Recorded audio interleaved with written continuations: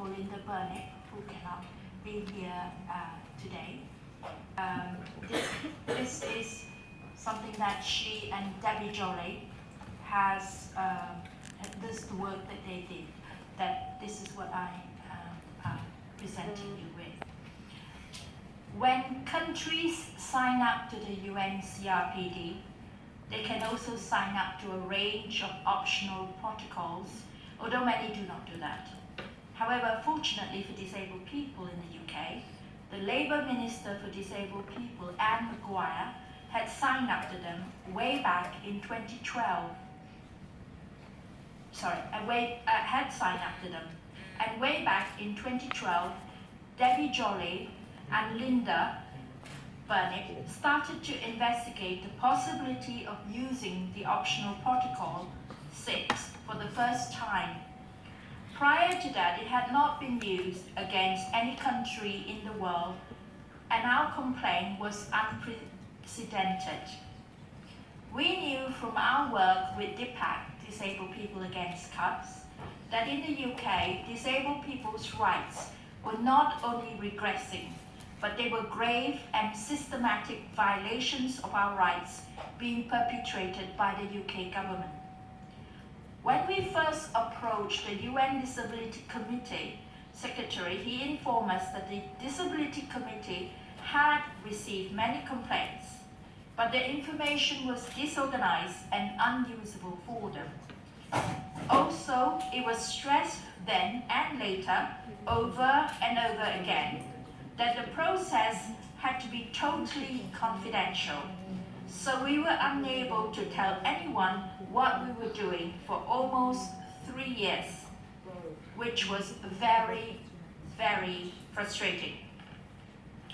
After submitting an initial report which outlined over 30 violations of disabled people's rights in the UK since 2010, when the Conservatives came to power, and following the first set of denials by the government, Debbie, Linda, and a public law solicitor met with Jorge Araya, Secretary to the UN Disability Committee in London in October 2013 to put forward our case that they were both grave and systematic violations of our rights occurring in the UK.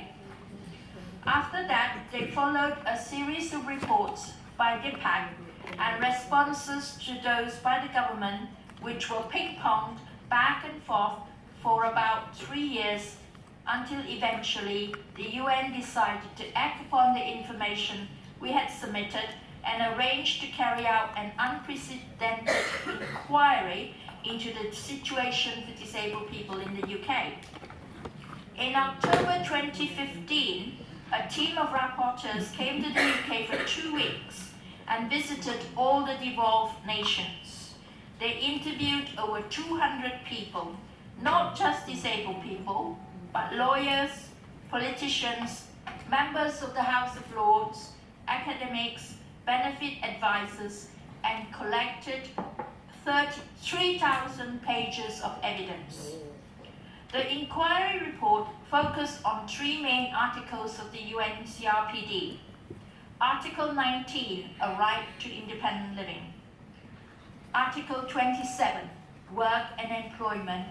And Article 28, the right to an adequate standard of living and social protection. We were all delighted with the outcome, which found the UK government guilty of grave and systematic violation of disabled people's human rights. And in some cases, these violations were grave, and in some cases systematic, and in other cases they were both. Although we knew the UN has no power to force the government to accept their recommendations or change their behavior, for a non-funded group of 4 people to get this outcome was very rewarding. Now, whatever the Conservatives say, there is proof through the UN that they have to be responsible for the gross retrogression of disabled people's human rights in the UK, for which they alone have been responsible. It is no longer simply being said by a group of disability activists, but by an authoritative body respected by most countries and people, apart from our conservative government, of course. The inquiry report included 11 recommendations for actions the government needed to take to uphold disabled people's human rights in the UK, all of which, as expected, they have ignored. The government reject the findings of this inquiry and continue to churn out the same old lie that spending on disability benefits is 50 billion a year, making them the most generous of European governments. This lie, however, has been exposed by the Institute of Fiscal Studies, who have shown that in reality, the spend on working age disability benefits is only 28,155 billion, nowhere near the 50 billion the government keeps claiming.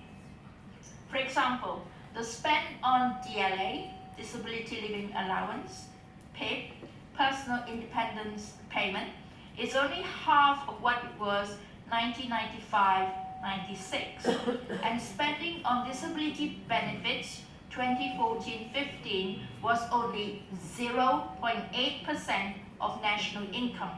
Half of that was spent in 1995-96.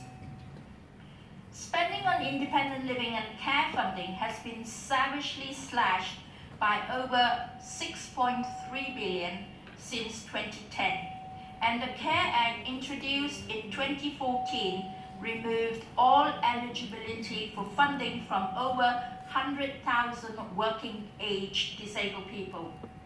In the UK, the right to independent living is seriously under threat due to underfunding and is one aspect of disabled people's rights that is likely to be further threatened by Brexit, since so many personal assistants are recruited from other EU countries.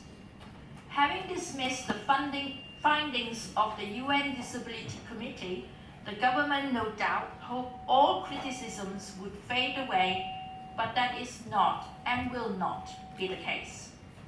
This year, and running in parallel to the ongoing follow-up to the inquiry, we initiated there has been the delayed normal periodic review of the UK by the UN. This looked more widely at the regression of rights in all areas of the Convention. The findings of the periodic review were equally as damning as those of the inquiry, and chair of the committee, Theresia de Ranger, described the results of the government's acts against disabled citizens as a human catastrophe. Most significantly, the committee has said that UK can no longer call itself as a world leader in upholding disabled human rights are met. Also, and importantly for campaigners, the government has been told that they cannot fork off the blame for the crisis in social care onto local authorities, and that they are responsible ultimately in ensuring that funding is available and adequate to meet needs.